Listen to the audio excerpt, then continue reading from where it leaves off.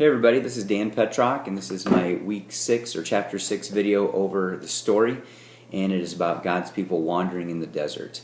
I guess there's a lot to learn in this chapter, but one of the questions I saw in the back that really prompted me to think about was how serious is sin, or how serious does God consider sin? And I think in the Old Testament we can actually see God's wrath being poured out on His own people because they don't follow His commands. He's actually has killed some of them, and he actually puts His wrath on the innocent animals to atone for sin.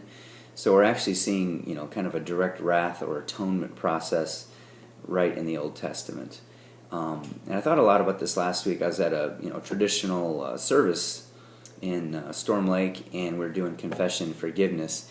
And I just remember the words, that I rightly deserve your present and eternal punishment, and essentially for the things I've done and for the things I've left undone. So I guess that kind of brought me back to realize, I do deserve death and I do deserve punishment, but I don't get that from God.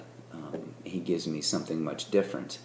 Not that God's justice and wrath aren't there, is that instead of putting it on me for all the things I've done wrong, He's actually putting it on His Son. So He's putting His wrath on Christ instead of on me.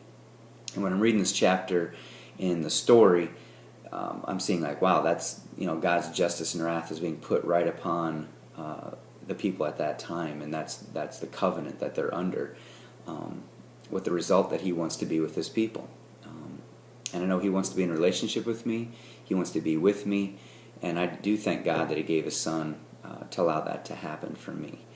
And that He is putting His wrath on His Son instead of what I deserve to be punished for my sins. So, I think it's just a really good position to start the day, realizing, this day is a gift from You.